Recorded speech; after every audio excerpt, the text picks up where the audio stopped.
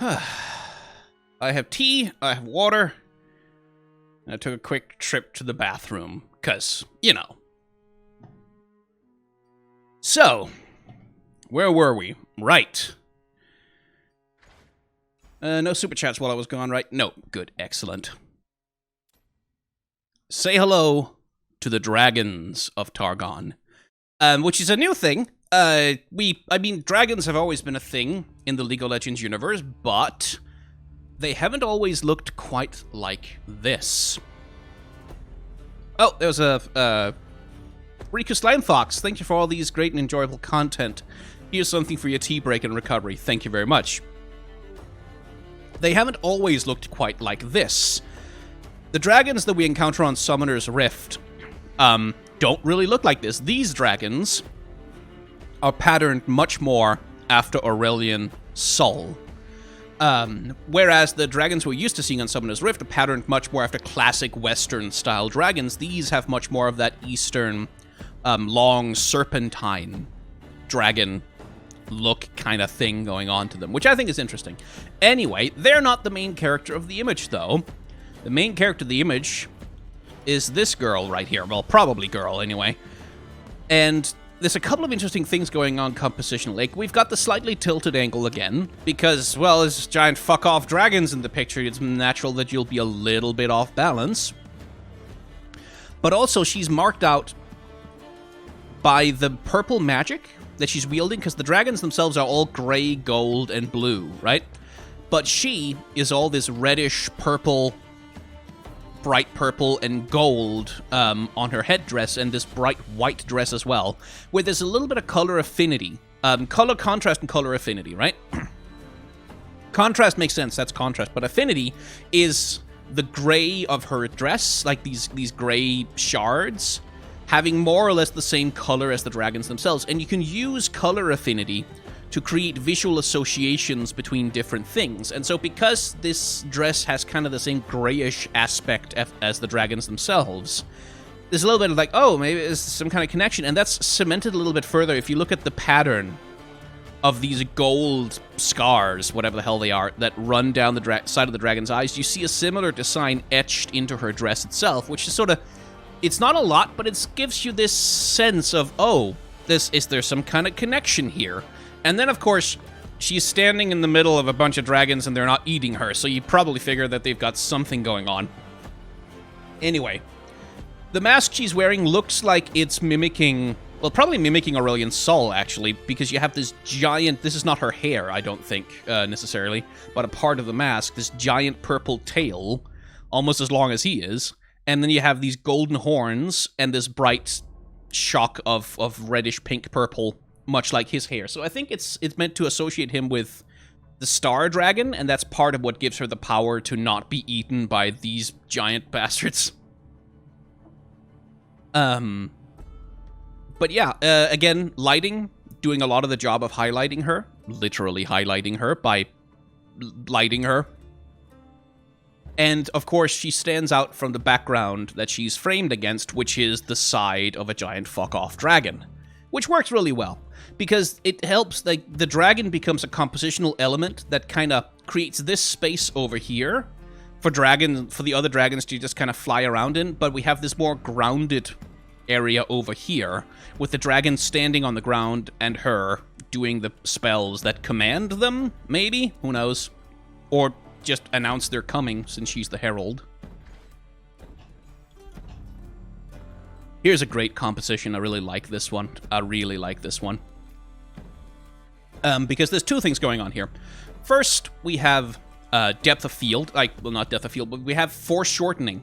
You can see it's like the front arm that she's got here, the Shade Stalker, pokes into our space almost. Like it seems like she's reaching almost towards us as we're looking, almost as though we're climbing the wall with her as we're looking down from above. And this very nice dynamism to the arm being like this big chunky arm anchoring her on the wall over here as the rest of her climbs.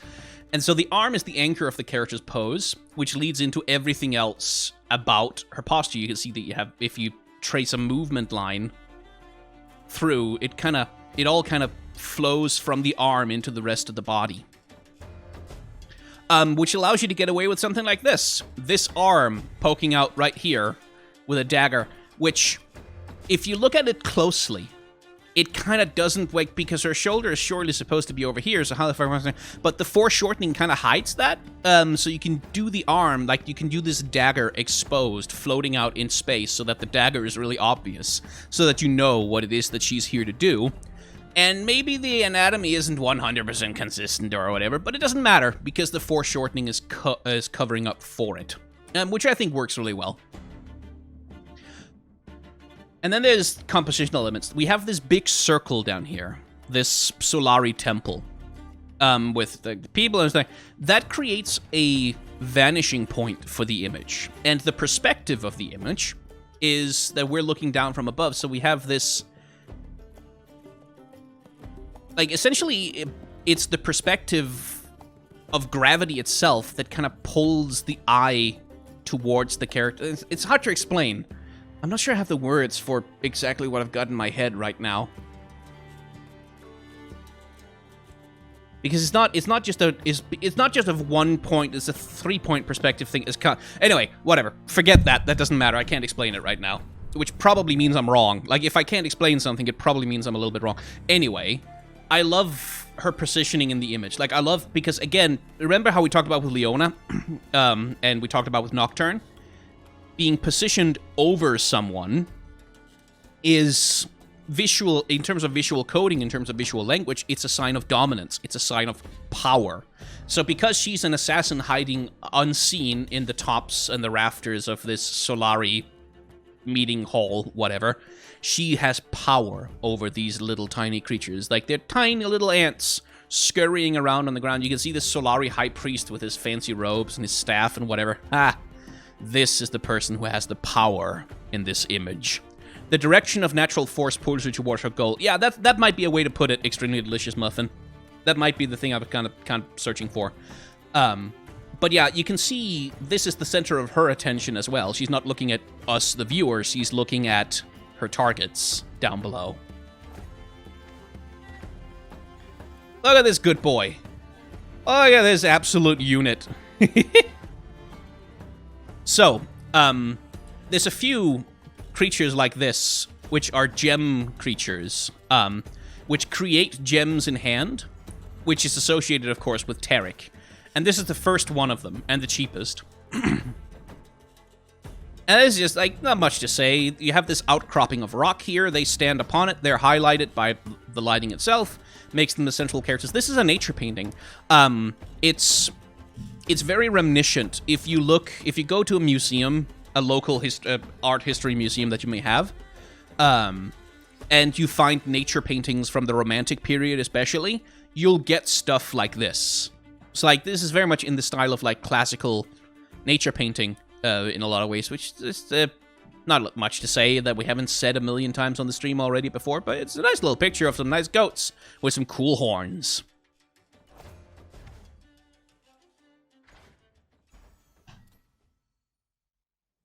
So, action scene once again. Look at the waterline. We have a slight tilted angle. Not as extreme as it has been in other pictures, but a slight tilted angle as these two absolute chads are going at it with each other. One thing I appreciate about this Solari warrior's character design is that she's a woman, but unlike Leona, she doesn't have a stupid fucking boob plate on.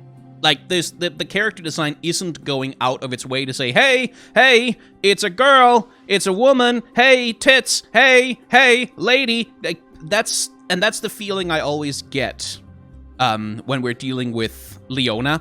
When we're dealing with, like, female fantasy armor and character design, where, like, they're wearing boob plates, or, like, chainmail bikinis, or they have some kind of, like, they have these little things that emphasize their hips and accent their female curves and stuff. For me, it always just feels kind of try-hard. Like, it always feels like it's like, no, she's sexy, she's hot, she's totally, you definitely want to bang her, it's cool, she's a woman, she's got breasts, she's got hips, please like her, please like... It feels like that to me a lot of the time. It feels like really kind of needy, in a really off-putting kind of way. I appreciate it a lot more when it looks like, no, she's wearing, like, warrior clothes. She's a warrior who's wearing warrior clothes because she's a warrior. And then she's also still hot. Like, you look at, like, boy, that's a well-cut piece of lady meat right there. It's a hot lady, but it's not desperately trying to get you to find her hot. It just creates a hot character and trusts you to understand that, yeah, this character is hot. So, compositional elements. We have the shield in the middle. And this is a Solari shield bearer, so it makes this makes sense that the shield is a major compositional element. It's almost as big as she is, basically. But it also creates a literal, like, in the same way that it's a barrier for her in combat to protect her against the Solari assailant, it also creates a compositional barrier, and essentially splits the image in two between the Solari side over here and the Lunari side over here, and you can see that in the colors as well. Over here, golden sunlight, sunset illuminating her, creating these bright golden highlights off the side of her armor. Over here, though, shadow. A little bit more darkness, a little slightly colder colors, a little bit more blue, a little bit more gray, a little bit less saturated, which is where the Solari lives. So even in the image itself, the color, storytelling of the color, gives you this two sides fighting against each other narrative baked into the scene itself in the background. And then there's just the posing. The posing is really good. Like, she's got a really strong line of action here. Like, you can practically draw a curve, like, all the way up around and out here, because she's thrusting the shield forward and protecting herself. And you can see the Solari, the LUNARI warrior has the same thing, where you get this wonderful curve through her, like this way. Which is very impractical. Like, you probably shouldn't move like that if you're actually fighting, but it looks cool, and rule of cool tends to trump things, trump logic in these kinds of things. Same thing with the Solari's spear, is like, if you're fighting with a shield against an enemy, your spear shouldn't be all the way back here, it should be poking out in front of the shield. That's where it's supposed to be. But again, this is a cool pose, it makes it much more dynamic and interesting. Because, like, otherwise, if she was just kind of turtling behind a shield and poking with a spear, which is what you're supposed to actually do, that wouldn't look cool. Like, that would just look like she's being a coward in Dark Souls or something.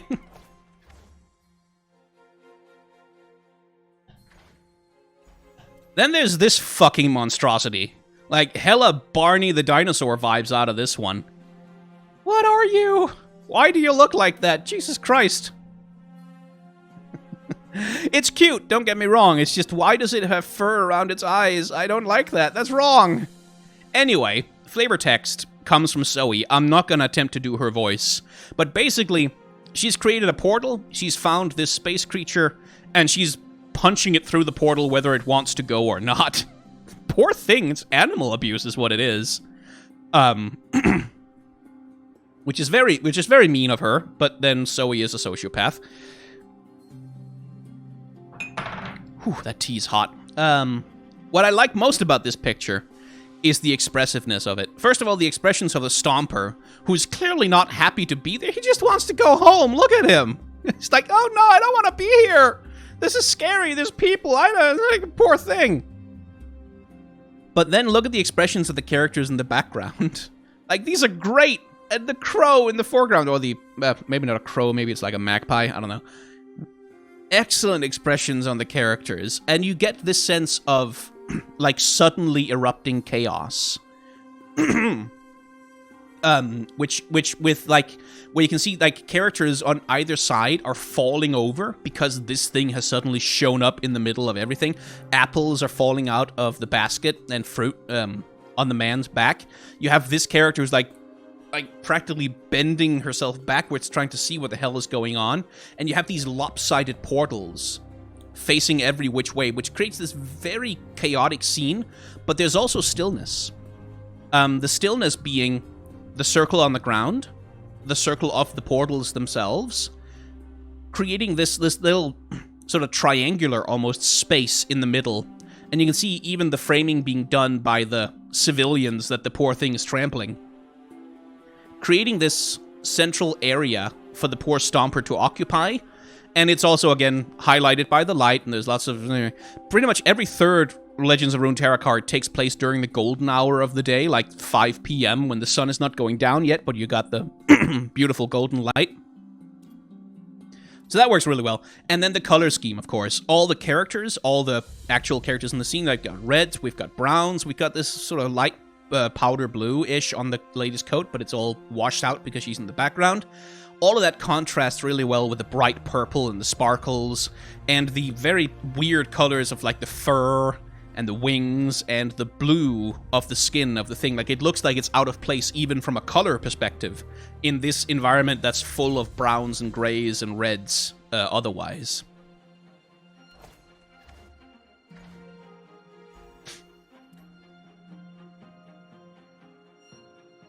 Is tea drinkable yet?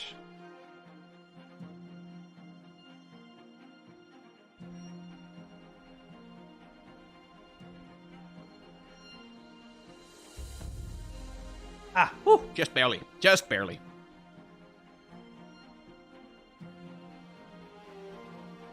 Ah.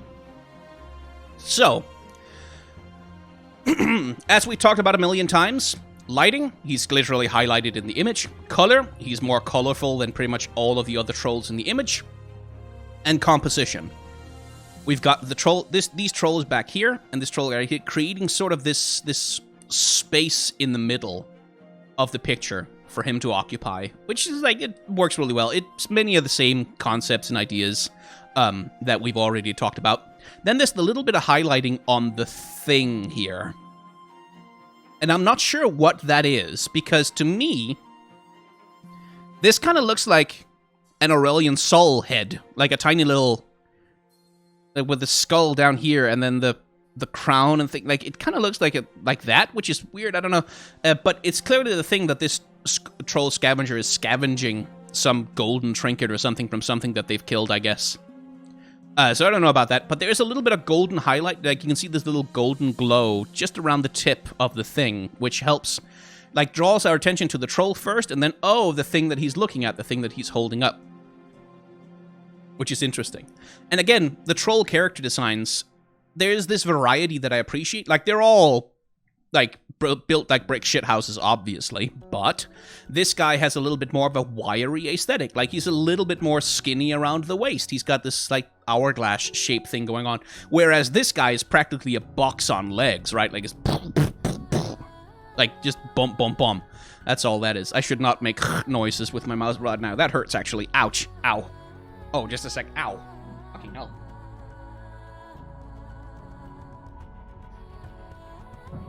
Ow. Okay, no sound effects. Sound effects are banned. They hurt. But like I said, there's a variety, like with the broken tusk on the one guy, and like this guy has bolts around his for whatever reason, and this guy has this long, very pointy nose, and this guy has this stubby tomato nose. Like, there's little things that just like, oh, the character designers actually took time to imagine these guys having different physical traits even within their species. And now, and it's appropriate that it's Talia's theme playing, now we get to Tiari the Traveler. So, according to Riot themselves, Tiari, which is the guy right here, at this point in his journey, identifies as a non-binary, assigned male at birth non-binary person, and uses he/they pronouns. Which is like, it's not really something that you can see in the artwork necessarily. Like, the artwork, you would be forgiven for misidentifying them as a cis male, but they are, in fact, a non-binary AMAB, as the terminology goes, which is very cool. And we'll see how that shakes out as we get further down the cards, because the card cost goes up. Much like with Cythria, how like she arrives in Demacia in one card, and then in another card you kind of see her being a trainee, and then eventually she becomes Cythria the Bold, this war leader of Demacia. You get this storyline playing out over the course of the cards. Tiari's journey up Mount Targon plays out across the cards as well. You may remember a while ago now, back when we looked at the Gift Giver, who is, where the hell are they? There. Tiari is here. This is where they are beginning their journey with their companions to travel up the mountain.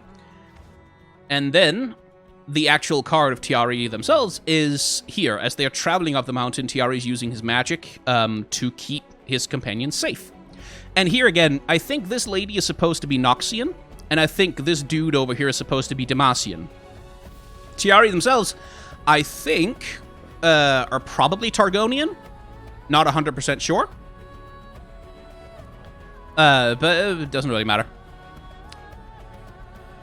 And yeah, again, the composition, this is a very obvious frame. Like, you can literally see Tiari is creating the frame for himself to be in, with, like, the golden glow of protective magic thing around them. But there's also a secondary framing with, like, the cliff facing on the foreground that kind of emphasizes, that kind of supports the framing that's going on right here. And then there's the purple light, which makes them stand out from the blue background. And Tiari themselves are highlighted in the center of the image as such, whereas his companions are somewhat more drab in the image, and they've got some edge highlights and things going on. Makes it much more obvious that way. And here we get, like, another one of Zoe's companions. Like, every champion in the game has a set of characters that are, like, directly associated with them. And the young witch here is either associated with Zoe, or perhaps more likely with Lulu, or perhaps both, because Zoe and Lulu know each other. Actually, they're friends. They have a lot of voice lines with each other in the game, and it turns out they meet a lot, and they hang out, and they do stuff together. So that's fun. But I think, yeah, it's probably a glade witch of some kind. And again, the composition is pretty obvious here. You got these dark plants in the foreground, but then you got this brightly lit space right here with the plants, a little bit of sky behind our main character, so her space isn't crowded. And, like, the whole composition serves to highlight her as the main character. And then you have, like, details out on the sides that are less emphasized, but there's also a little bit of this is something I don't like very much, actually. It's something I wish that visual artists would do less, which is the motion blur that's going on here, which is essentially a radial blur a little bit, I think. Yeah, Gaussian, maybe a Gaussian blur with, like, a central vanishing point. I don't know. Something going on, like, where they're blurring out most of the image to create a sense of speed and movement, that she's, like, speeding through the image, and since she's the only thing that's clear in the image, it's essentially mimicking what would happen with a camera, where a camera would focus on a main subject, but put everything that's not in the focus out of focus. And it works. It's just, for me, I get annoyed with, like, these digital filter effects, just because there are ways to create an effect like that by drawing it by hand. It's a lot more work, but I really like it because it looks cooler. I think it looks better. But that's just my nitpick. It's not really a quality thing. It's just a personal preference kind of thing. Grumble, grumble, old man yells at card game. So here's something very cool. These Crescent Guardians are, I think, some sort of Solari magical construct. Like, they're guard Solari temples or something along those lines. I just really like their character design. I like they have this crescent moon that comes into this body. Like, wow, they're just a really cool monster design. Like, they look really cool.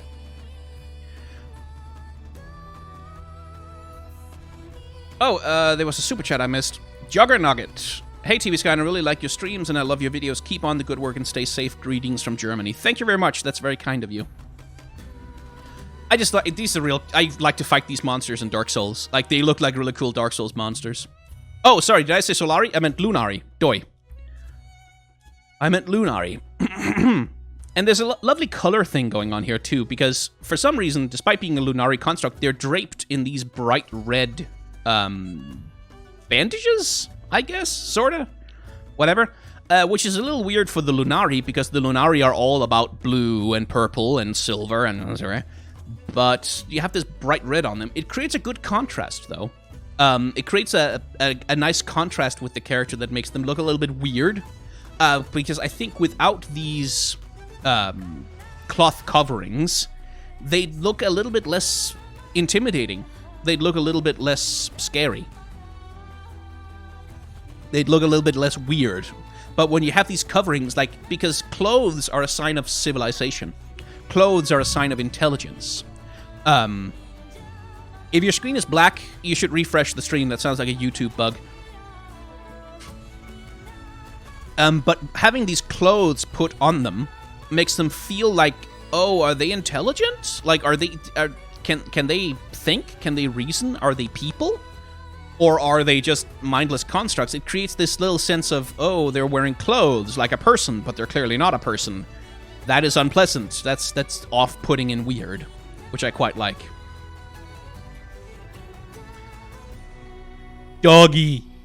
Look at the pupper with his tentacles coming out of his face. Oh, you adorable little thing. Hi, pupper. Are you playing with a nice man? Yeah.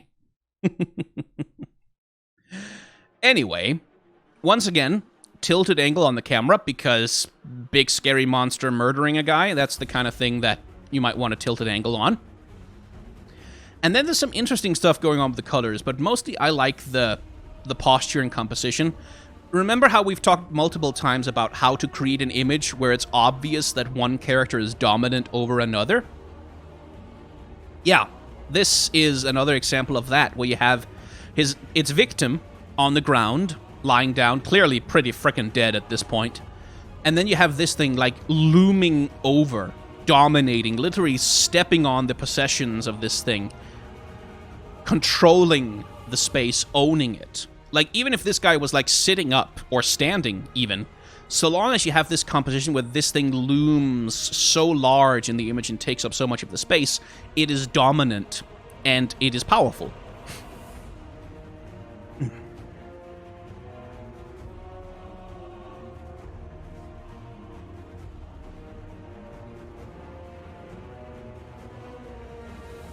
Ah, tea.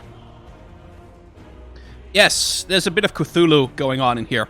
And that comes down to the colors, where I'm interested, because, as we've established previously, this purplish red thing, that's not normal for the Shadow Isles, which is where these cards seem to be taking place. This is one of Nocturne's followers. This purple marks out Nocturne association. It marks out the association with Nocturne's nightmares, with the demonic. But then there's the tentacles, and they have Shadow Isles colors. They are blue, and they're teal, and they are ghostly, in the same way that a lot of Shadow Isles cards are, and what it is draining out of the guy is clearly also his soul. Like, it has that soul ghost color that's associated with the Shadow Isles. Has Nocturne been integrated with the Shadow Isles in lore? No. He's not a Shadow Isles character.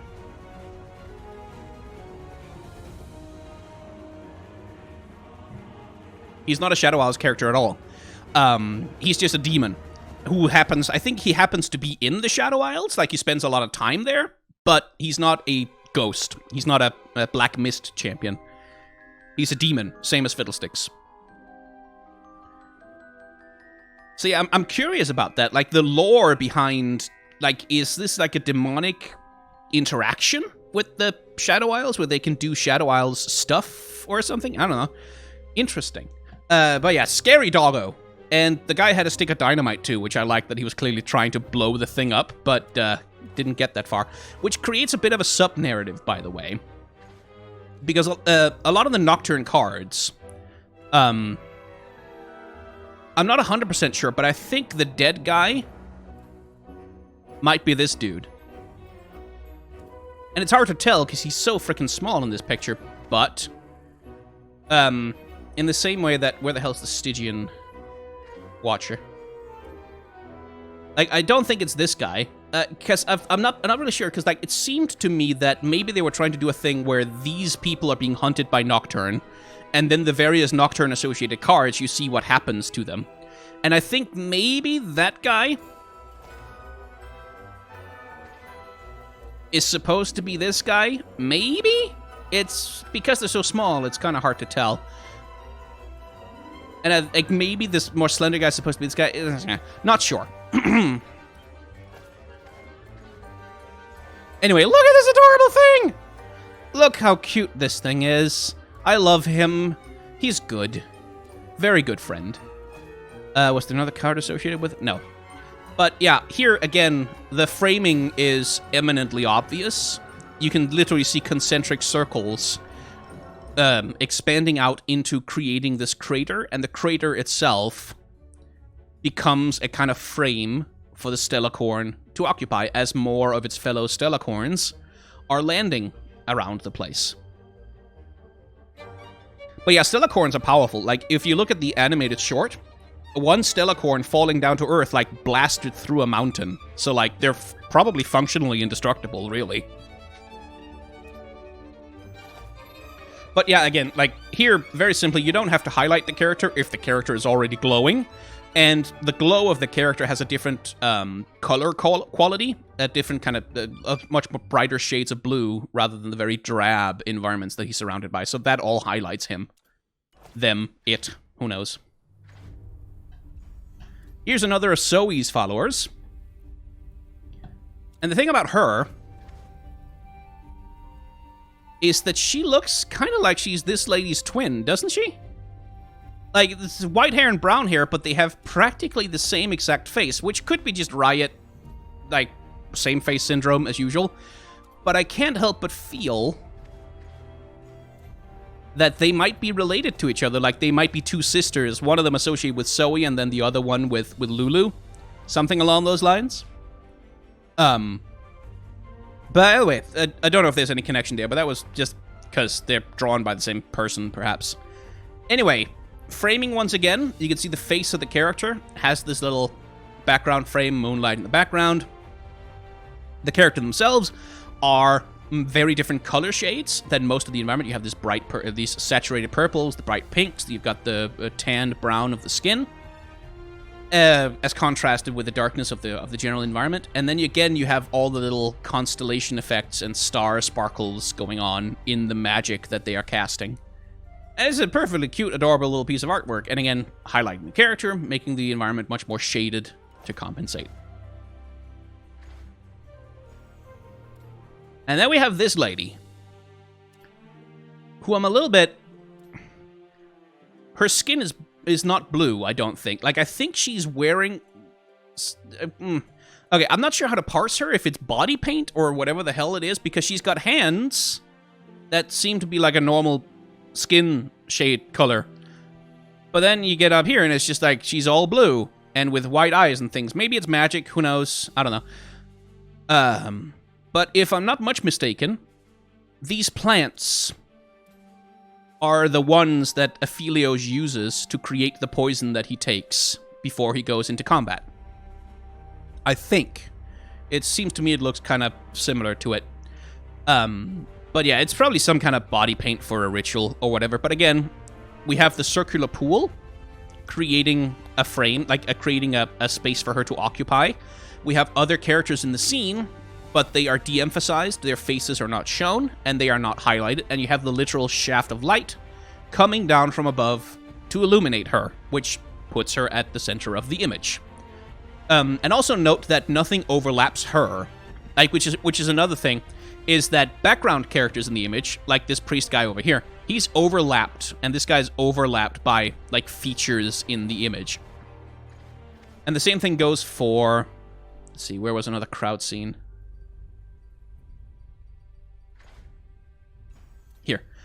Here, again, and the same thing goes for, like, characters in the background. You can see they're constantly being overlapped by things. Things are constantly standing in front of them, standing in the way of them, like, covering out a little bit of their body. But the central character, Leona, nothing overlaps her in the image, which, again, helps center, like, mark her out and center her.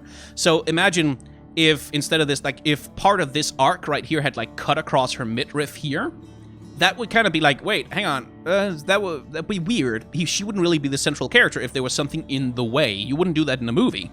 Let something get in the way of the character you're trying to film. So that's another compositional thing in terms of how to compose an image. Anyway, here's a magic space yordle who lives on Targon and controls gems, which is cool. And we get two names, Ymir and Haley, mountain sojourners. This is Tiari again. They are getting advice, support, a test from Targon Yoda over here of some kind. So that's a continuation of Tiari's story as he's climbing up Mount Targon. And again, very obvious composition going on here. Like, he's literally in the center of a circle right in the middle of the image. But again, note the use of camera angle. Oh yeah, Ymir and Haley are Tiari's companions. They're the two people that he's traveling with.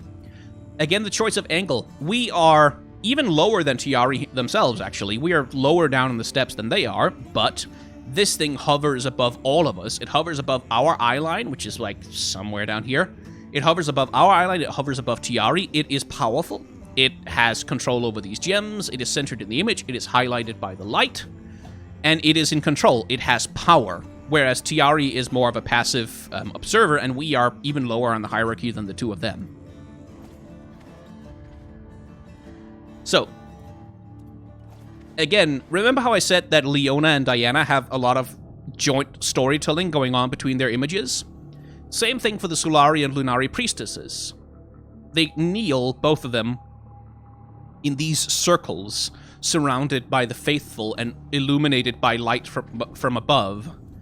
The same exact thing is happening here. You have this Solari priestess kneeling in a circle with a light shaft coming down from above, illuminating them as they are surrounded by other onlookers. It's like, it's exactly the same scene, with just a few aesthetic changes from one to the other, in order to differentiate them. But it emphasizes again that the Solari and Lunari are not that different, really. That their differences are probably more in their heads than in their actual spiritual practice. Which just seems to be where Riot is going with the story, is that the Lunari and the Solari have to stop fighting and work together in order to prevent some kind of world catastrophe of some kind. Which is cool. Good team. You know what else is cool? Those fucking arms. Isn't that nice? Like, holy shit, a lady who looks like she can actually lift the thing she's lifting above her head. That's a heavy-ass motherfucking scepter. She has the guns to lift it. She's got the midriff, she's got the muscle to lift it. And this, by the way, I wish Leona had a chest plate like this. Like, yes, there's boobs on it, that's whatever. Okay, fine, I guess. But couldn't she have one of these that looks like it would actually protect her a little bit? Wouldn't that be nice? Oh, well. And contrast the Solari priestess, by the way, with the Lunari.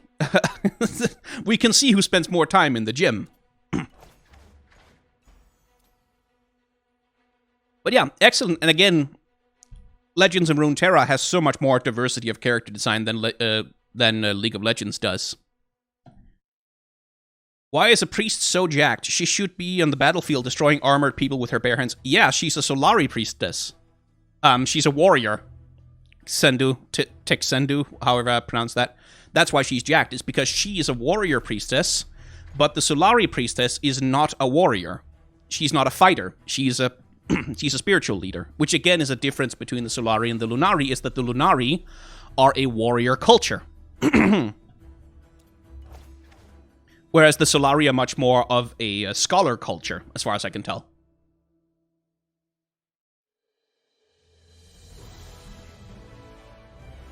Oh my god, it's a cake! No!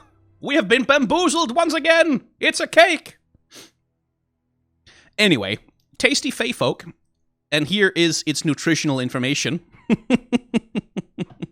It's low in fat, so it's probably healthy. I mixed the names up again. Yeah, I know. Lunari, Solari, blah, blah. They're the same. They're the same. There's no difference.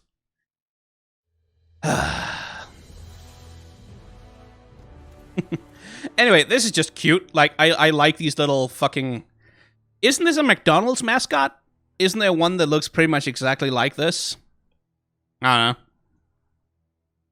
know. But it's just, they're just Fall Guys, basically. They're very cute. Eggplant creatures. But again, you can see the foreground created by this right here puts the character out in front and gives him a space to occupy that he dominates, that's only his. No other characters are in this space with him, in this depth of the image with him.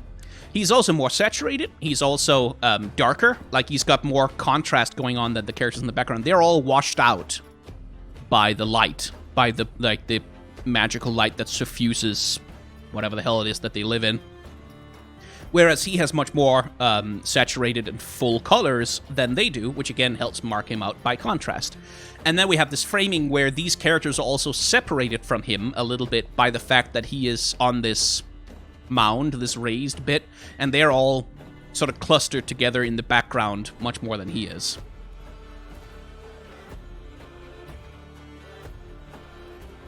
Then we have this buff motherfucker. The furries are eating well with this particular update to Legends of Runeterra. They're getting their money's worth. This guy is a Vestaya, I believe.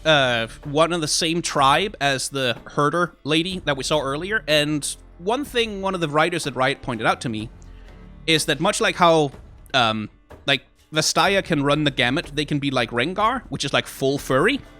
And then they can be like Saya and Rakan, which is like mostly humans in cosplay. And so this guy is apparently a more Vestaya-ish member of the same tribe as the girl, the Star Shepherd girl. Like, they're from the same tribe, but one of them is more Vestaya magical-ish than the other. Which is a kind of thing that, like, I think it's fine as a design idea, but it's really boring when it's used to create, like, false sexual dimorphism, where all the lady members of the species just look like hot girls, and all the male members of the species look like cool, badass monsters. Which is something that League of Legends is kind of guilty of doing. A lot. Many times, I really wish they'd fucking stop. I really wish they would allow ladies to be monstrous. And don't bring up the Rek'Sai with me on this one, because Rek'Sai isn't a person. She's not a woman. She's a monster. She is actually, she's a void beast, not a humanoid character. Where do you get your insider Riot info? I just ask Rioters. You can just ask them on Twitter. Did you know that? You can just talk to them. They're there. They're happy to answer most things you say. Or, I mean, it probably helps that I have 10,000 followers and I make videos about their product. That probably makes them answer me more than most people, but you can just talk to them.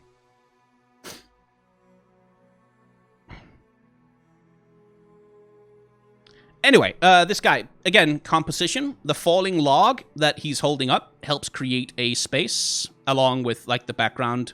Like, you can see, you can kind of draw a line down here across the horns of the goat, down here, around there, and then follow that back up across the tree trunk, down the branch here, and that's his window. That's the space in the image he's supposed to be in. The KDA song is out. Yes, I know. We watched it together on the stream earlier. That creates a space, and interestingly, he's not highlighted. Like, unlike many of the other characters we've talked about, this guy is not highlighted, but the branch, like the tree trunk he's holding up, is. It's highlighted with very bright light, which draws our attention to it. And then there's him. And then most of the job of centering him as the main character is done by the framing and the background. By having this window for him to occupy, with the light around him being used to draw our attention, like, generally towards him, even if he's not necessarily himself highlighted. He has a tail. Yes, he does. He has a long, fluffy tail, too. There's gonna be some thirsty furries about this card, I swear to God. Then there's the Fae Guide, and Lulu shows up here again, looking better than she does in her own cards, a little bit, which is partly down to the angle.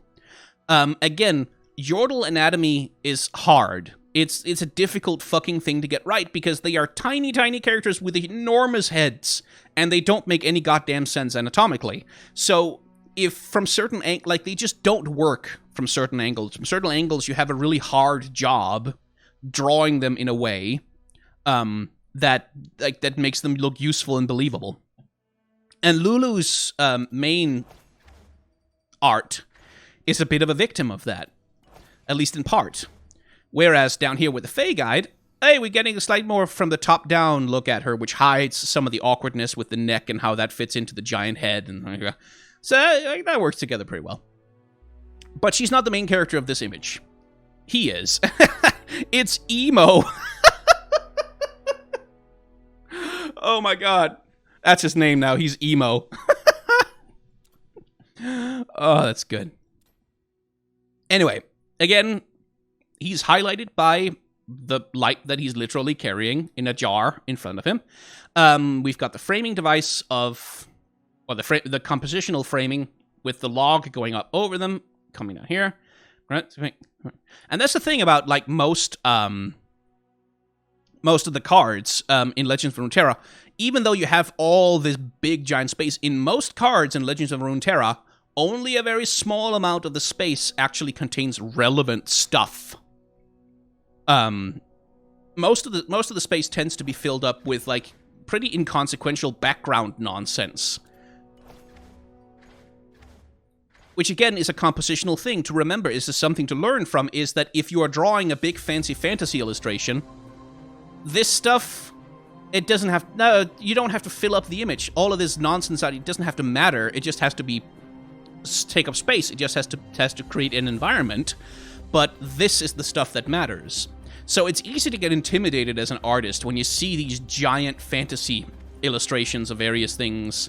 and go, oh god, I have to paint all this. But, like, no, you can actually skimp out on this a lot. Like, the characters in the backgrounds, the environments, they're never nearly as detailed as the central characters in the image, which is something you can't really see it on stream here, unfortunately, because I can't show it to you. But if you take a look at this art, if you can find a really big source file, if they post like a really large size, high quality version of the image, and then you zoom in on like the priests down here, you'll find that they're not really that well drawn.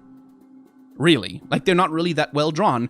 They're just smears of color that are put down pretty quickly and then cleaned up a little bit with basically just a flat brush. They're just kind of, like, mashed on there.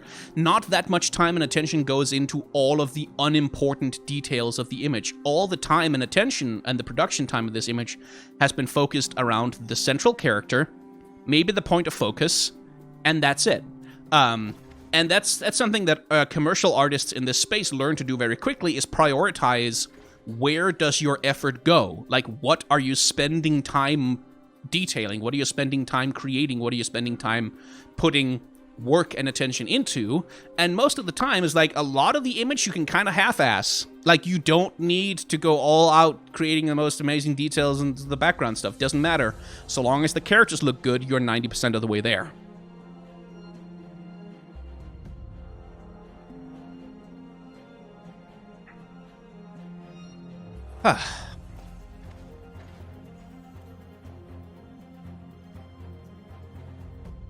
This is cute. He's tucking them in. And then he's gonna eat them alive later, but he's tucking them in. I quite like the composition of this image. It looks so peaceful, doesn't it? Quiet, nice, gentle. This is a nice fella.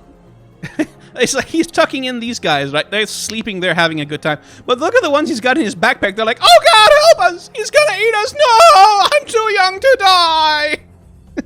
And one of them has a fucking pacifier. He's eating children! Children! Soylent Green is people!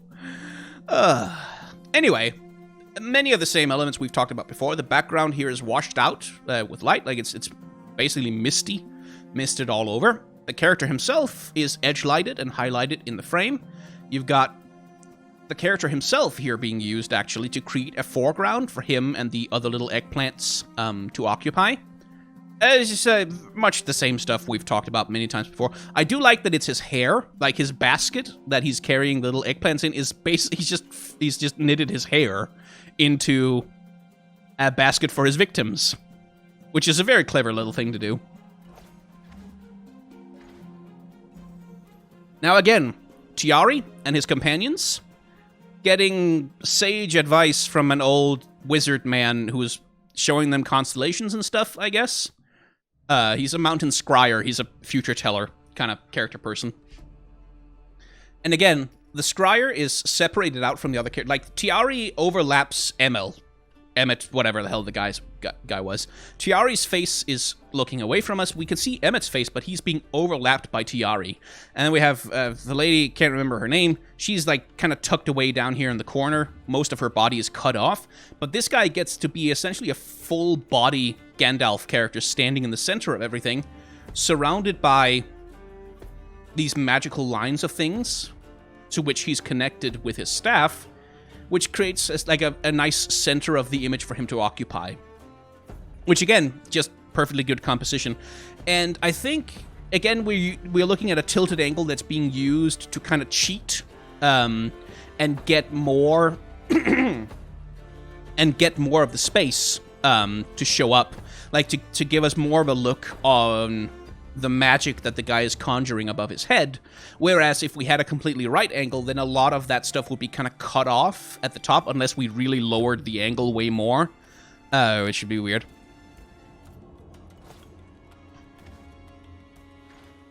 And then we have the guy who was, for like 5 minutes on Twitter, everybody's new boyfriend for a moment. I think they were kidding. I think they were kidding. Oh, it's a claw gauntlet. It's a gauntlet. It's not her. She doesn't have claws. It's a glove that she's wearing. She's an Oxian. But yeah, the furries were happy, I guess. They were given a Bara boyfriend to thirst over. Swole Squirrel here, presumably being affected by Lulu's magic to make him bigger. Some such nonsense along those lines. Again, the trees in the background create this little triangular sort of wedge shape for him to occupy, as well as like just the swirl of the magic, all of that highlighting him in the center of the image. He's also the biggest character in the entire image, full stop, as he seems to be stealing this squirrel's girlfriend. Look at that. Like, this guy's like, no, don't steal my girlfriend. And she's like, oh my god, I want to chomp on his dick. Which, you know, good for her, I guess. Like, a little bit of infidelity. Well, I was about to say never hurt anyone, but it actually hurts a lot of people, so don't do that. But yeah. As usual with the stream, like, I kind of run out of things to say after a while because the same compositional trick, like the same basics are used everywhere. To make the things work. But one thing I will note about the squirrels here is look at the color temperature of the image. Look at the like the purple of this buff squirrel's fur. It's really not that dissimilar to his environment. Like, he looks much more like he fits in his environment, like he's a part of it, than, for example, here where like the mountain scryer is highlighted by these bright, like really warm red-yellow colors against the blue of the sky in the background. That sets him apart from the environment. The squirrel, on the other hand, looks much more like he's a part of it because the color coding makes him more of a part of it. And someone says in chat the swirl covers the bulge. Yeah.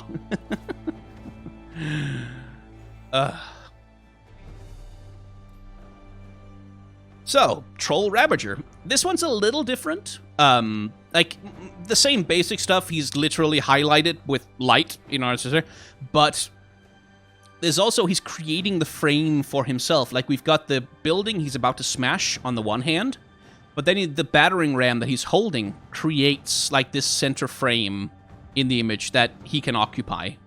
And again, some diversity in the Troll's character designs that are like, this guy has a very different nose, he's got a lot more wrinkles, he's got a different look than a lot of the other Trolls in the game. He's got these giant chompers too, which are very cool. But outside of that, is it that much to say? Like, well, no, but notice how the depth in the image, the artist is making depth in the image by using light. Oh, it's a she? Oh, yeah. It's a she. Oh, that's cool. This is Hagar, apparently. Didn't even realize. Apologies for that. That's very cool.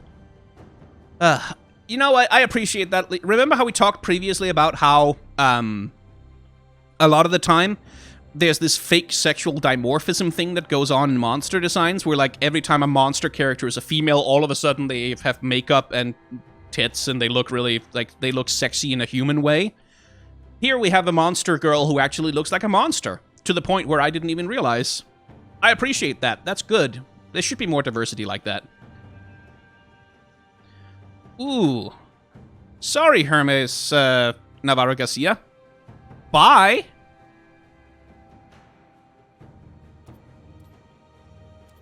I appreciate that. That's cool. Excellent. Oh, that's not a beard. I thought it was a beard. It's not a beard. It's sideburns. Oh, it's her hair. That's why I was confused. Well, part of the reason.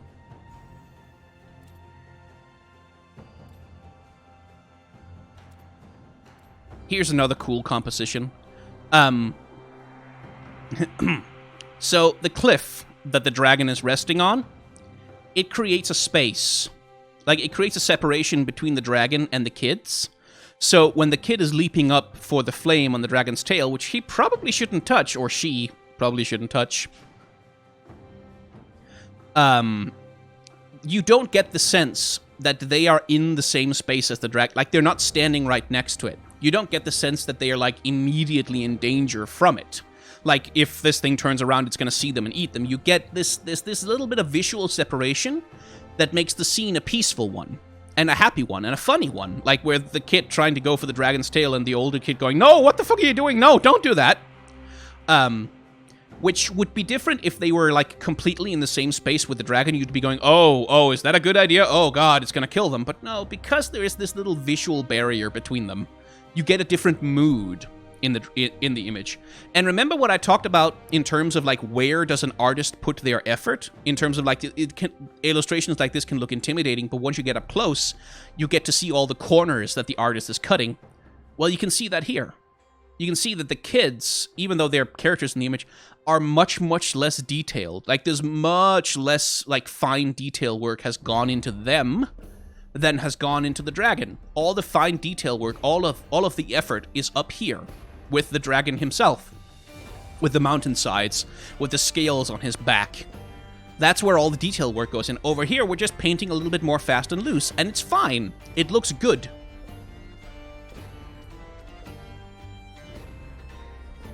Oh, gotta remove someone else from chat. There we go. And again, framing, we have the bright light of the sunset over here, drawing our attention to the dragon's head itself. We have the mountains and the cliff forming this frame for the dragon's head to occupy, and that's what centers it as the main character in the image.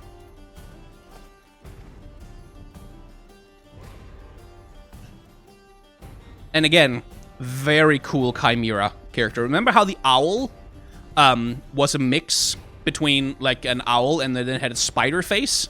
Here's a horse with 2 heads, too many legs, and fucking bat wings.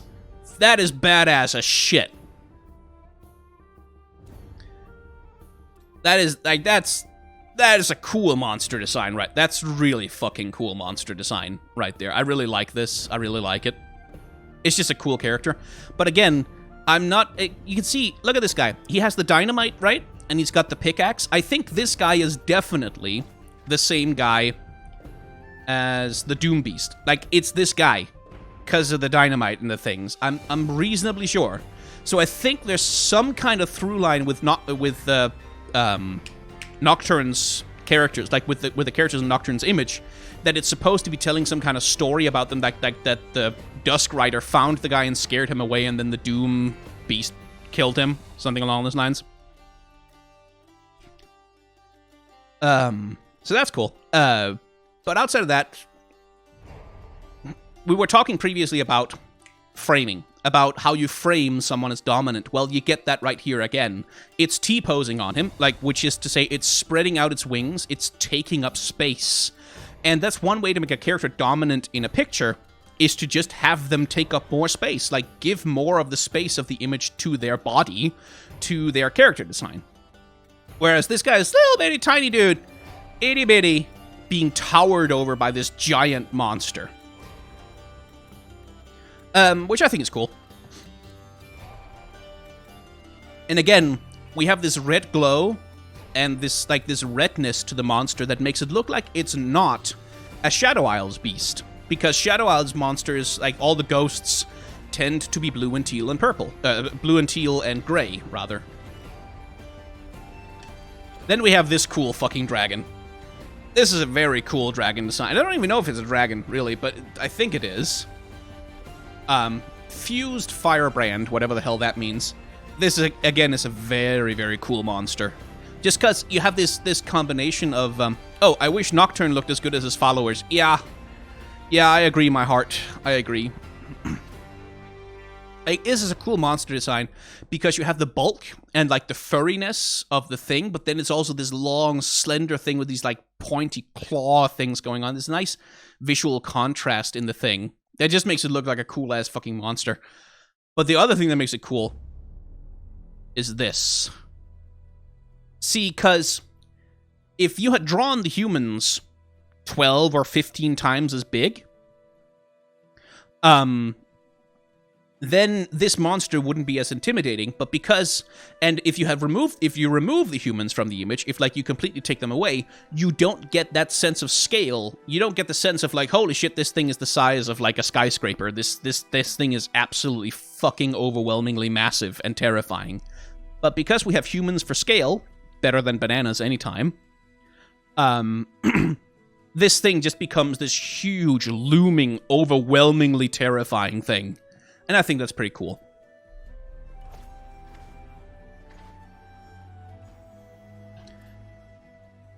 Back to Bilgewater for a second. And another guy that people have been thirsting on a little bit. For obvious reasons, I think. So again, framing and lighting.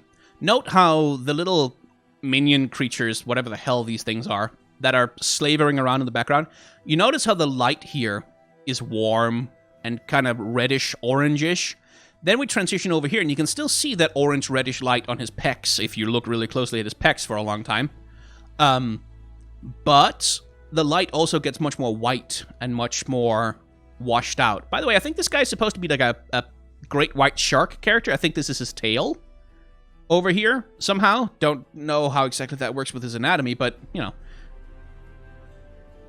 He's a goblin shark. Yeah, probably a goblin shark. He can probably do the alien thing of like poking his mouth out, which is very cool. I like the top hat. That really gives him a lot of character, that he has the top hat of all things on top of everything else. Kind of a Baron Samedi kind of thing going on. But yeah, framing.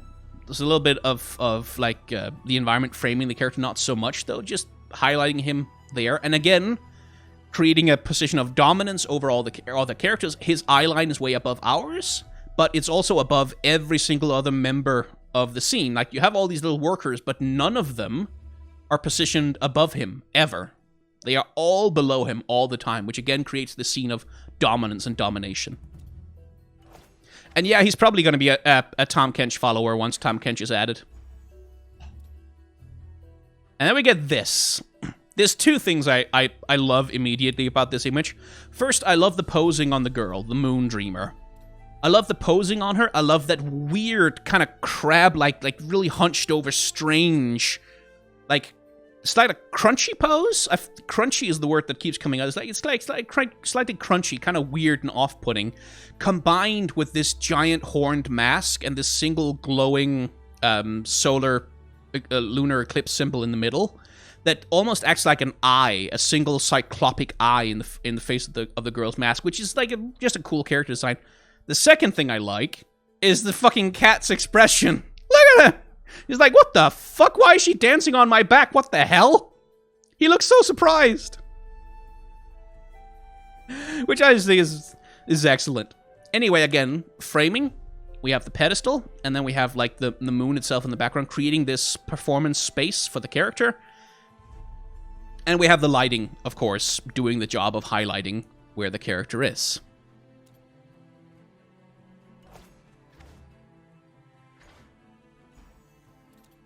So, here again, we are back with Tiari, his Noxian companion, and his Demacian companion. I don't remember their names. I'm bad with names. Doesn't matter. Who cares?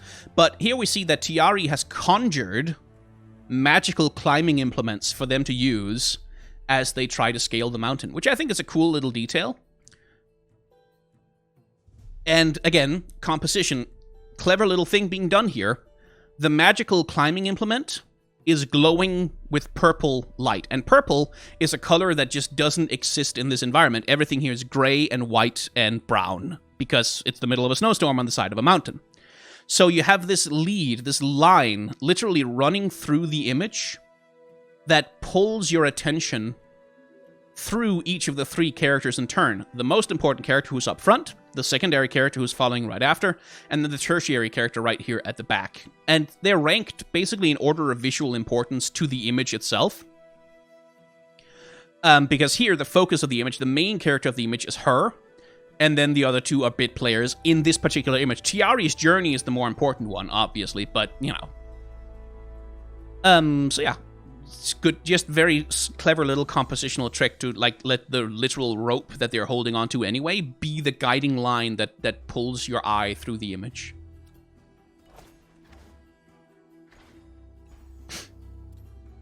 Then we have this absolute unit. And again, remember how we talked about crowd scenes like 10 or 15 million times already? Same thing going on here. Every other character in the crowd scene, something overlaps them. Something like blocks them out. Something gets in the way of them. Our main character is not overlapped by anything ever. He stands out, quite literally. There's a little bit of lighting. You can see the other characters are more washed out. He's more saturated with his colors, and he's more... he's centered the image. He's just the center of the image as a whole. And there's a little bit of a frame with like this giant cliff in the background and this arch right here creating this kind of a space for his upper body to occupy. That creates a compositional center for him to be in. That mountain image is the last Tiari card. No, it's not. There is one more. Look, he's all grown up. Look how cool he is now. Badass. Lovely. Not a lot of composition in this image. Like, the composition is basically just where the character is placed. There's a little bit with the clouds, the space clouds here in the background, but mostly we just have like a very basic golden ratio cut, like where the character's head is placed more or less in the intersection between two cuts in a golden ratio over here, which just centers him nicely in the image. We've got the spread out wings making him big and majestic and resplendent and cool, and that all works really well. And he's also color differentiated from the rest of the image. He's got this bright blue, purple, sparkly thing going on. The rest of the background is much more drab, much more red, much more dark. So, theoretically, this is the dragon, or the same kind of dragon, that Fiora and Garen were fighting on the bridge in the Tales from Runeterra Demacia short. I'm not 100% sure that that's true necessarily, but it's certainly a very similar-looking dragon. So that's pretty cool. So, compositionally, we have two main characters. We have the dragon itself, and then we have Santa Claus running away from him. And so Santa Claus over here has this bit right here, like this little bit of the environment, giving him a little bit of a frame, like giving him a little bit of breathing room and space to be in as he's running desperately through the environment. And the dragon itself gets pride of place and priority, essentially by just being really fuck off big, like just absolutely huge as it chases around Santa Claus to indulge its vor fetish. It's very big in the image, and that's really all it needs, but it's also color differentiated from the background, because like its scales on its head have more or less the same color as the stones in the foreground, but the stones in the background are washed out. They are less dark than the scales on its actual head. Yeah, it's an egg thief. He has stolen a dragon egg. That's why he's being chased, but it's also color differentiated. Like, it's all brown and orange and, like, sort of warmer and brighter colors, where everything else is, like, green and dark gray. No, I mean, you look at this mouth. I know vor artists. I'm friends with a few of them, and this is how a vor artist will draw a mouth. Like, well, maybe with a little bit more drool, but that's basically how they'll do it.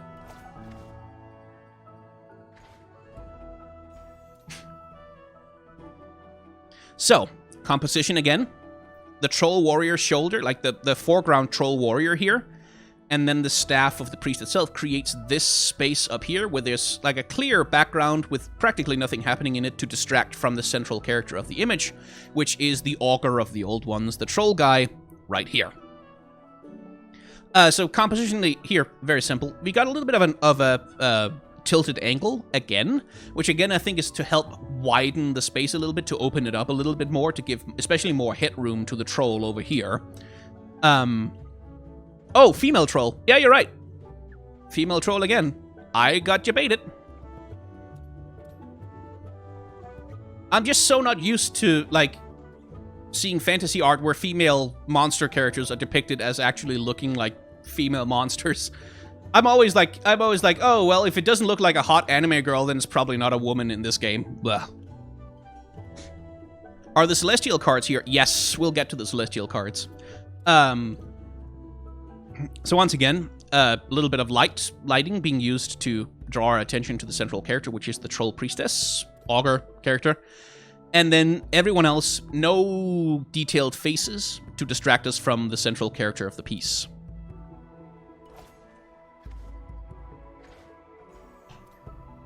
Then we have this one. And again, talk about your framing, you have this narrow horizontal slit in the image, which is like they're hiding in a space between some stuff in like a Solari compound or whatever.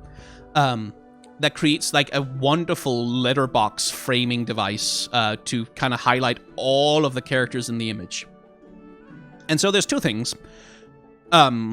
First, we have like these are all characters in a similar uniform, right? They're all wearing the same colors, more or less. They all have white hair. They all have glowing eyes, etc., etc. So they're very similar characters. So how do we make one of them stand out? Well, we put all of the other characters in shadow, and then we have them contrasted with like the relatively bright night that's outside.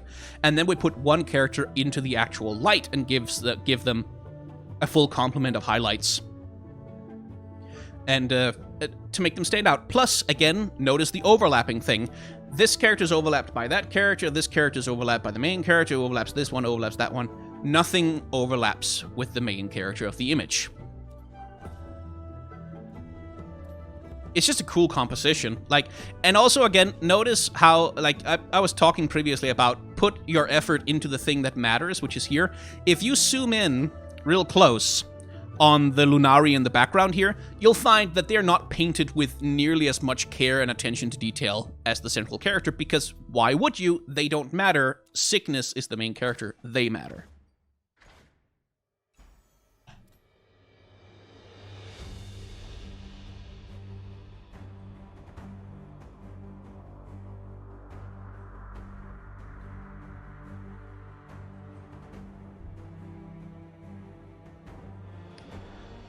Water.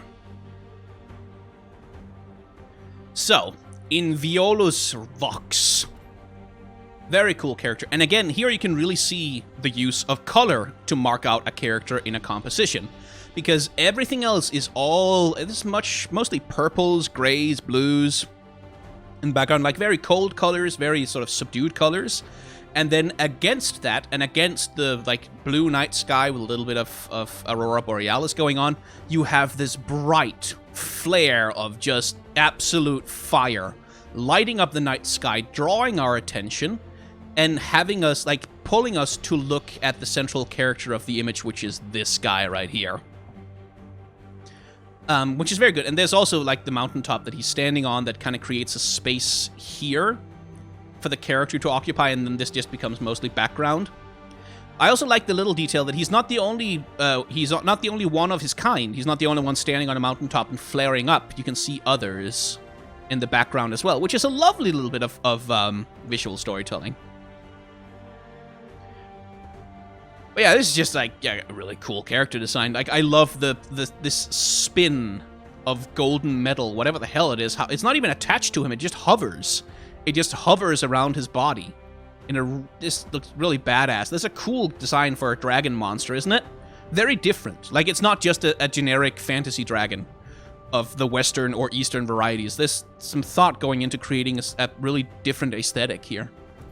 He's almost like a Brontosaurus, almost. Like, he's got kind of that same look to him. I am the Sun Guardian, guardian of the suns. The Lunari quiver before him. Fuck off! That's a Vine reference. Does anyone remember Vine? Anyone? No? I'm old? Okay. So, I believe the Sun Guardian is actually supposed to be the ball. Like, I believe the ball itself is actually the Sun Guardian. Some people thought that it was the warrior in front of him. But no, this is the Sun Guardian. So, you know, because it says Sun Guardian's inscription. Shining Guardian, your wrath burns like the noonday sun. Come forth and punish those who was trespass on the sacred blah. This is the inscription on the Sun Guardian. The Sun Guardian is the card. So, composition? Well, part of the point of the Sun Guardian is that it's fucking big. Like, it's this huge floating orb that floats in the middle of the screen and like overwhelms and outsizes everything else. So there's no frame in the image. There's nothing that can contain it. It bursts out of the frame of this arch right here because it's too big to even be contained within the image itself. I'm cursed with seeing the smiling face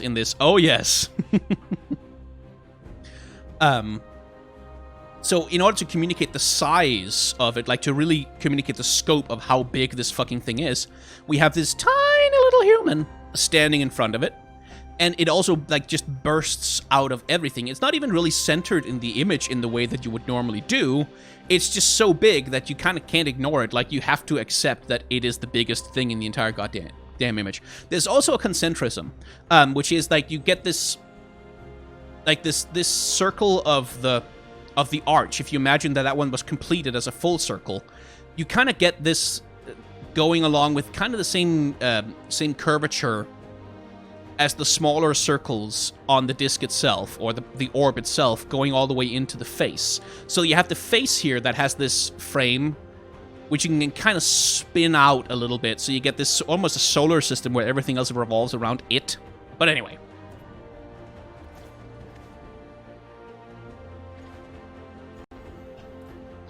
Here's another cool image. So this is a Noxian attack on what looks like, I think, the Winter's Claw. Just going by the costume design of the characters that it's fighting against. But there's a clever thing being done with the composition here. The swing of the weapon, like the swing of the weapon here, creates this line through the air, and that line also becomes a compositional frame. It also becomes like a frame for the basilisk itself, which is the main character of the image, to occupy. The main character is not the rider, it's the basilisk. And that's emphasized, like, that's further reinforced by, like, you can kind of draw a curve through the Winter's Claw warrior right here, and as well through here. Like, see, it's kind of reinforced by elements in the picture, but the basilisk is the main character, as you can see from the fact that it's literally been circled with a bright line, which I think is very cool. But this is a secondary character. The rider is a secondary character, and who's marked out by the bright red cloak against the darkness of the sky in the background. It's a cool image. It's a very cool composition. Again, tilted angle to create uncertainty and being off center, blah, blah, blah. Sejuani skin. Yeah, that would be cool. And here we have someone who's probably not a Minotaur. Probably not a Minotaur. And the reason why I say that is because I had a lengthy discussion with Riot Scathlock, Laurie Goulding, who's the narrative editor of League of Legends, where I said, okay, this guy is clearly a Minotaur. Like, look at him. He's a Minotaur. He has 3 fingers like Alistar does, and he's got a beard, and he's got a big cow nose, and he's got the same anatomy. He's clearly a Minotaur like Alistar. Where Scathlock said, maybe not. Maybe he's, possibly, he's a Vastaya. Which... okay, he looks like Alistar in cosplay, but...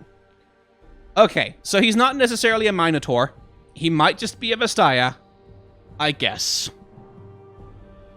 Anyway, there's a... Monson, thank you, a small donation from a poor student. Thank you, that's more than enough. Thank you, that's very kind of you. So, couple of interesting compositional things going on here, because there's 2 things going on. There's 2 characters in the image, after all.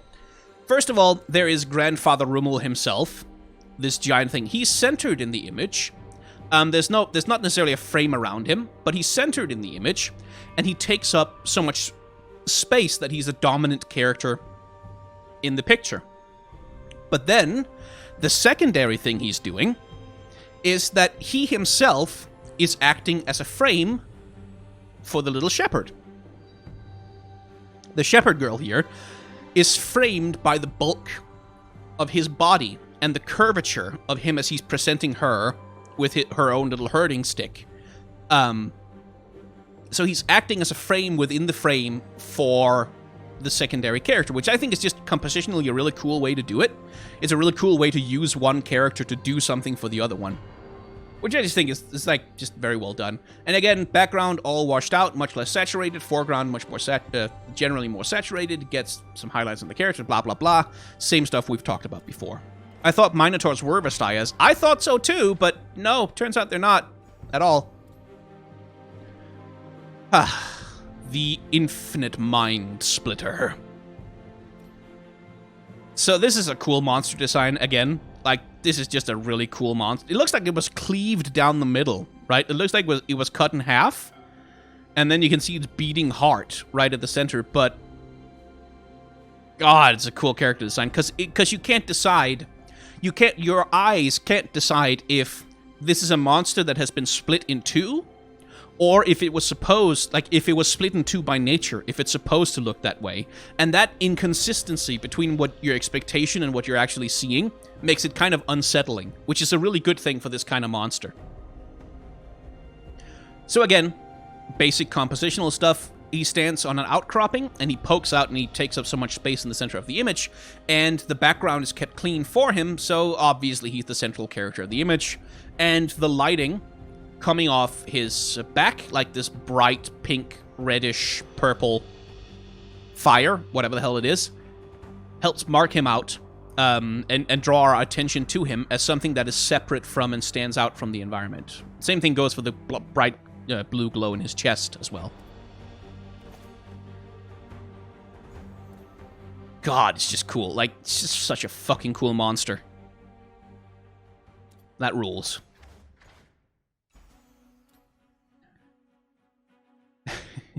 Here again, same basic compositional tricks we've talked about before. You can see how the background creates a kind of a frame and opening form, and the same thing goes, like, you can kind of draw a line across the heads of the Avarosan warriors, that they're all kind of on the same level, right? Like, you can kind of draw a straight line through all their heads, and that creates, again, sort of a spacing for him to burst into the image. Which he does, like, he's literally bursting into the space.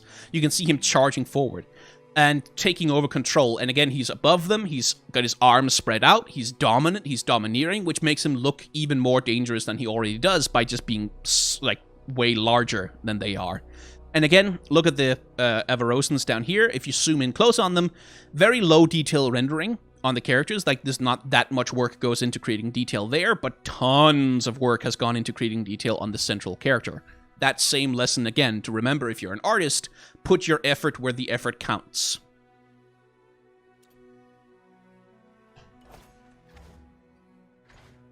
And here is the final Tiari human picture. That's Tiari right there. Tiari reaches the top of the mountain. His companions don't. And so there he stands, alone, meeting the Arbiter of the peak. The Arbiter is the mountain's final test, for only the Guardian sees beyond the climber's deeds and into their spirit. This is the moment of judgment, when Tiari is found worthy, and I'm just going to jump ahead here for a second, to become the Traveler.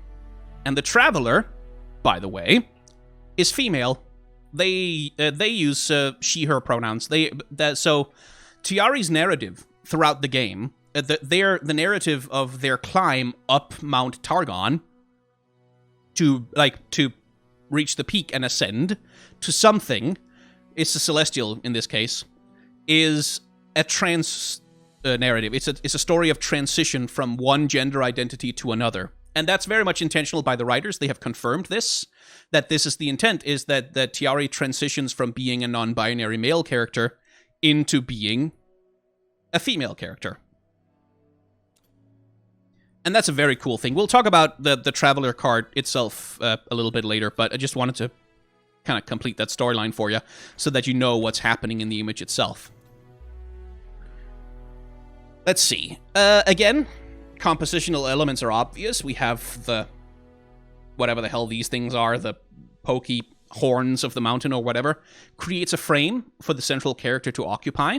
The central character, which is not Tiari because Tiari's tiny, is highlighted with lots of light, is highlighted by their connection to the bright, swirling, whatever the hell it is that's floating around magic stuff above them.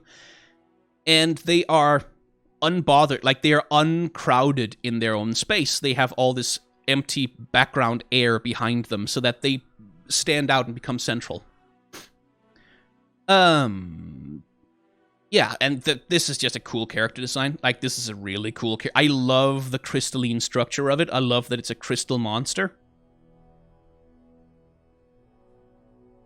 Or creature, whatever the hell. It's just a really nice character design. And it's got, I like the symbol on the forehead, which is the concentric circles of the eclipse. which is, of course, the central symbol that also haunts Diana and Leona throughout their stories. It's a very cool composition. And now we can start in on the Celestials.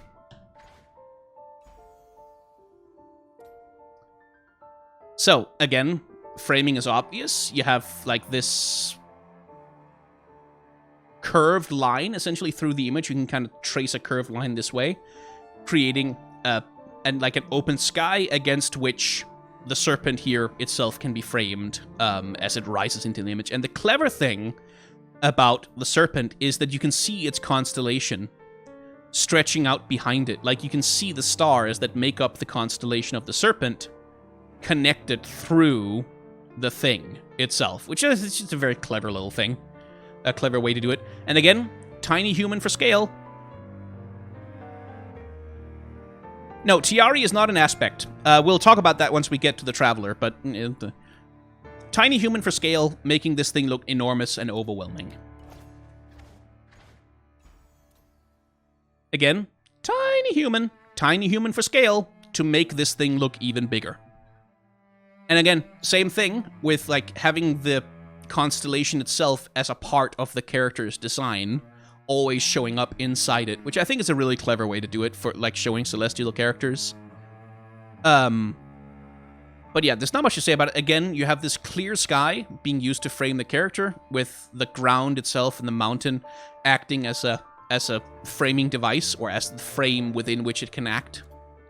And I do like the use on the celestial characters, like marking them apart from the sky by having them have brighter, more saturated colors than the sky itself. There's this good boy. Look at that good pupper. Look at him. Look at the good boy. No human for scale, but a dog for scale.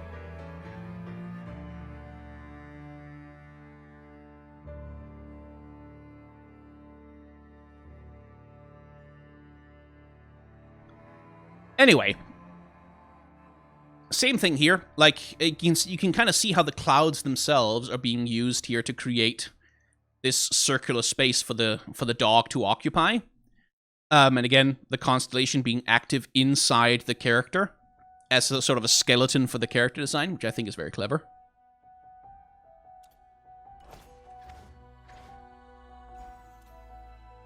Same story here. Pretty much, I don't know if there's anything else to say, except that otters are cool too. But it's the same compositional trick being repeated over and over again. And it works. It's being repeated because it's a good thing. It's like a really good way to structure it. And then we get the Traveler. Now, when Tiari climbs to the top of the mountain,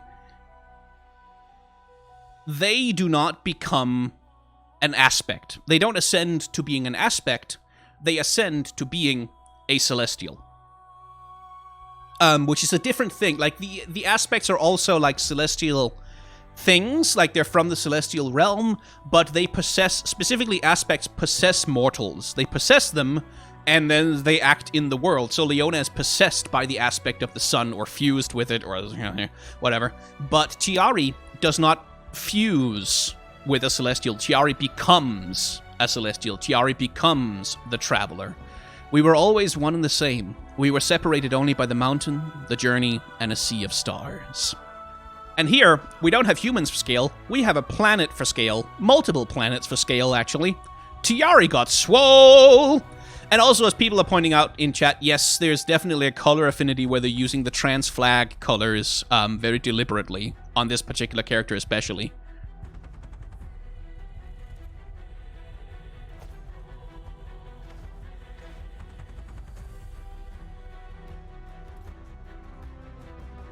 So, I'm not 100% sure what the story is with this.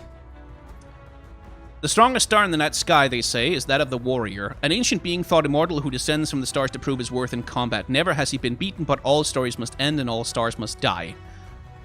It might be Pantheon, down here, challenging him.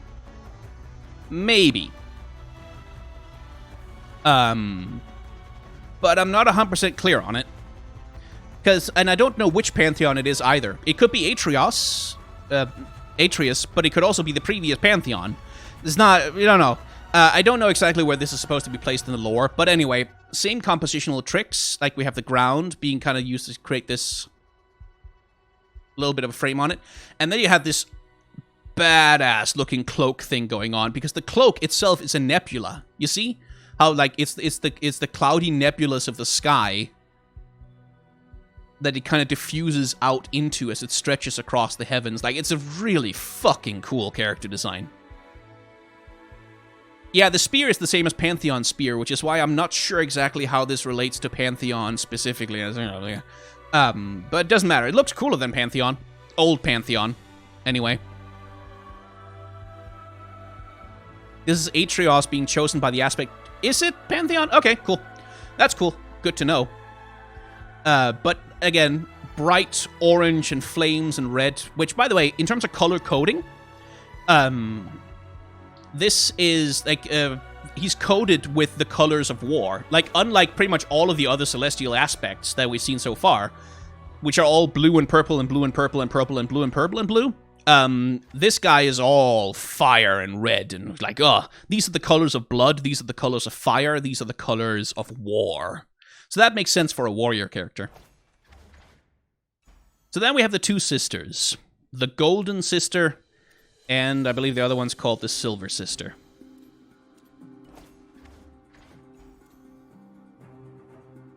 And this, again, is a Leona Diana thing. Thank you very much, mouth. Where the point of the story, there's a poem that goes along with it. From the heavens two beings came, one was robed in silver's glow, the other clad in golden flame. Though they were formed of both formed of cosmic light, they fought, for they were two alike. And so these two split night from day, so each could always have their way. So this is, again, a thing that's supposed to be related to Leona and Diana's storyline, in the sense that they are actually a unity. They are things that are supposed to be together, but which are split apart primarily by ego. So that's this part of the storytelling that's going on there. But then also there's the color coding. This one, with, like, being the sister of the sun, the Golden Sister, is all color-coded with reds and oranges and so on and so forth, which is also the colors of the Solari, whereas over here, blue, silver, gray, same colors as the Lunari. So there's, like, again, there's this very effective through line, aesthetic through line through all of the cards, very carefully coding colors to specific parts of the mythos. Right, there was some donations and stuff. Bapper, God, college loans and healthcare documents suck so much to do. Thanks for keeping me sane, bud. I'm happy to help. Also, quick question. Are all aspects celestials, but not all celestials are aspects? Yes, that is correct. I was curious because of Tiari becoming an ascendant. They did not. They ascended to become a celestial. They didn't become an ascended. I love Diona and Lyanna. They are my favorite champions. Yes, I know. Shut up.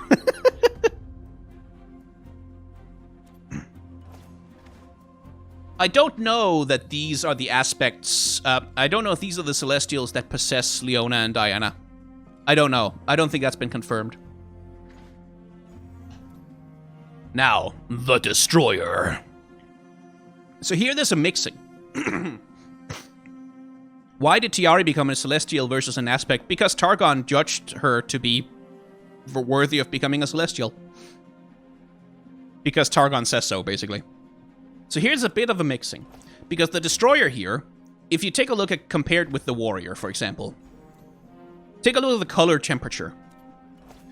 And what you see on the Destroyer is that, yeah, there's still some orangey, yellowish reds there, but they're also tinged much more with purple and pink and blue.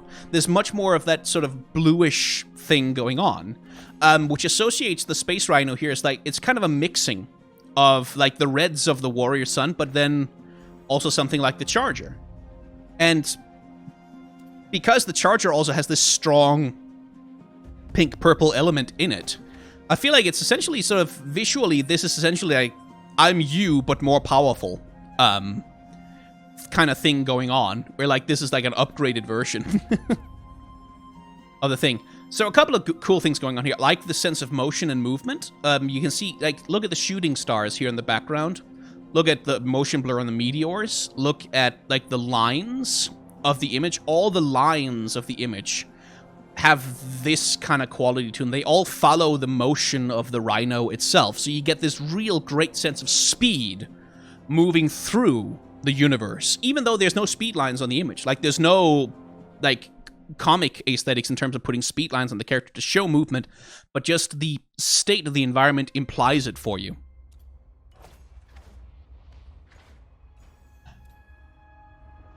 That's a large bird.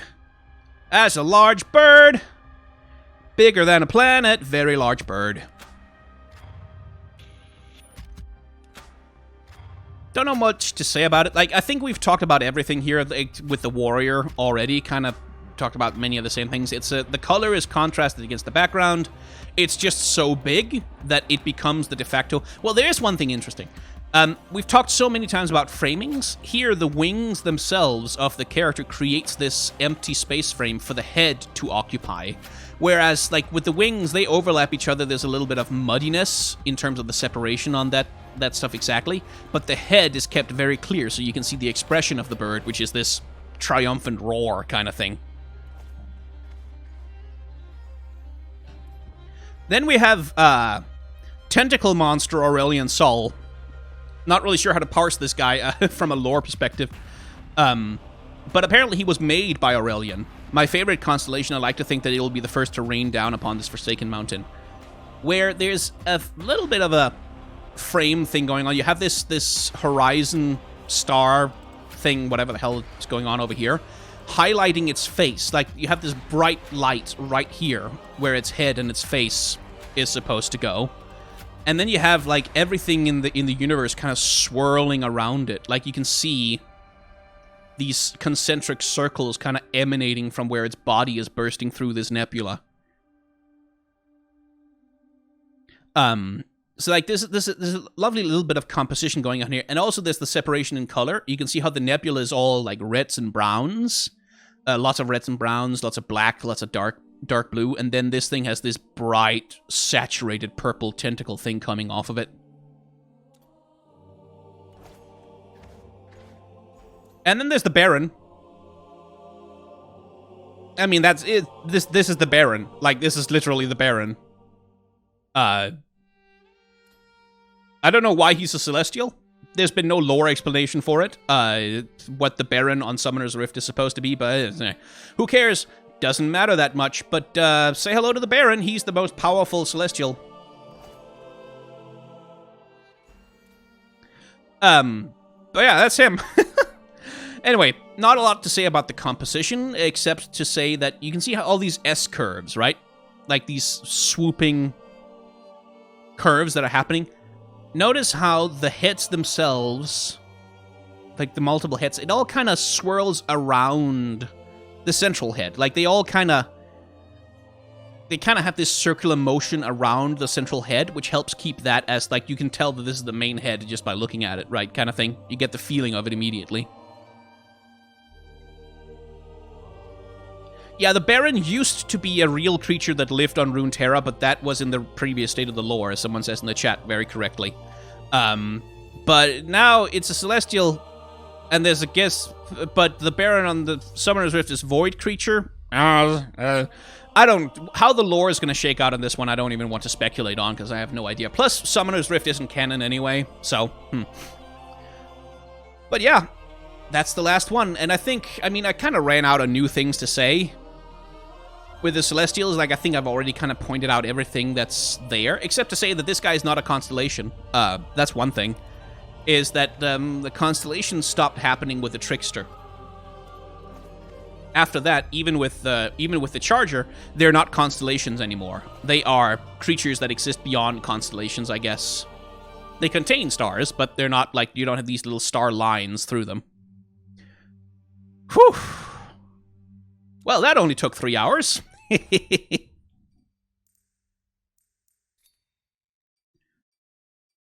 I think we're done, actually. I think that was it. Unless, chat, is there anything you want me to take a second look at? Is there any questions? Anything you want to talk about? Anything you want to ask about?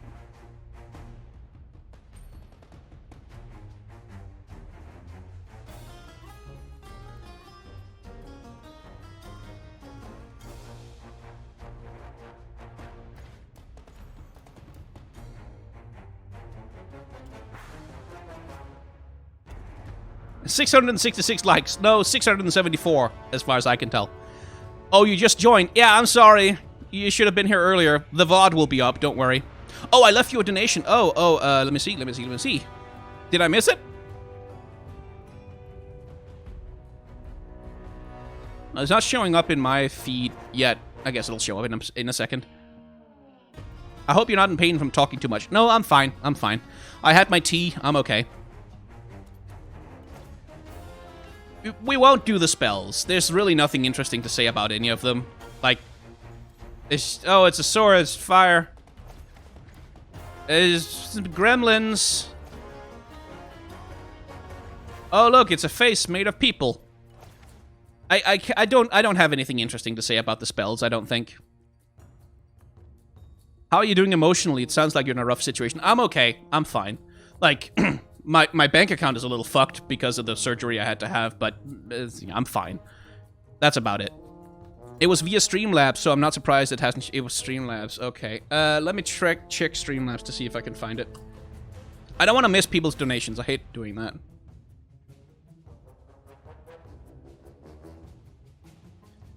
Let's see.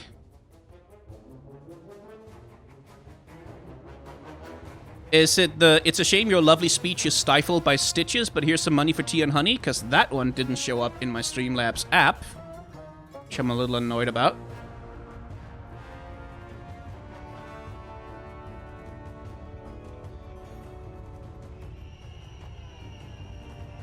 Hope your bank account gets better. Yeah, it will. It'll be fine. Oh, the softest bear, thank you. I joined the stream, tuned into the KDA reveal, then had an online class, and then came back, and you're just now finishing. Amazing, I love your work. Thank you very much. That's very kind of you. Oh, Poro Cannon. We can take a look at that one, because that's going to be in all of my decks from now on. Every single goddamn one. And it's a cute little illustration. Like, there's a bit of storytelling there. With the poor thing with its ass pointing out, and this guy going, ha ha, I'm about to fire you to the sky. Which is the daring Poro, obviously. It's a little bit of a story there.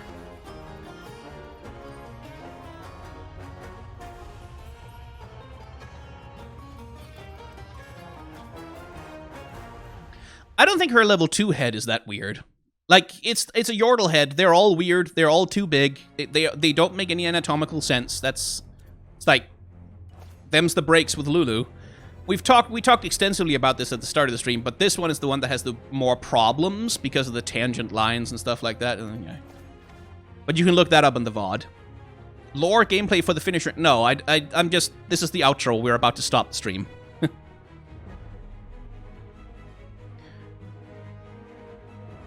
Isn't it a lore problem that Aurelian Sol is far too overpowered? Yeah, well, sorta, except, like, not really, because once he's free from Targon's control, he can just fuck off. Like, he doesn't have to stay on Runeterra at all. The problem that you have with Aurelian Sol is that it's really hard to tell stories about him that are set on Runeterra, because, like, what the fuck would he do on Rune... He's the size of a galaxy, like, he's the size of a planet, like... What would you tell what kinds of stories would you possibly tell about him? He can be a character in other people, like he can show up as a cameo, I guess, in celestial-themed stories and stuff, but it would be hard to tell stories about him on Runeterra. So, you know. Hey Sky, love your videos. I have insomnia and anxiety issues, but your videos are soothing and help me sleep. Well, you're very welcome. I hope the robot voices haven't been too disconcerting for you recently. I wish the female Yordles were as furry as the male ones. Yeah. Like, it's dumb. It's dumb. Like, the sexual dimorphism thing is dumb. I don't like it, but whatever. Have you seen the anime short from World of Warcraft released today? No, I haven't looked at it yet. As far as I remember, it's just an animatic, isn't it?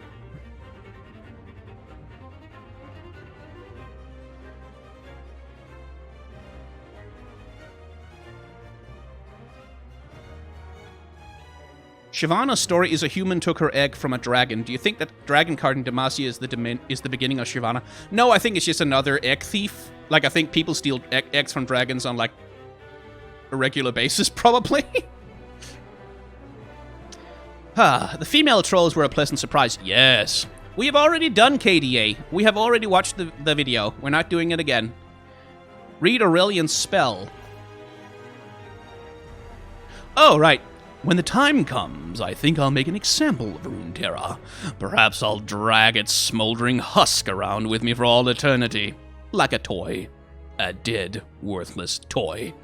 I don't know. I've not thought about it much.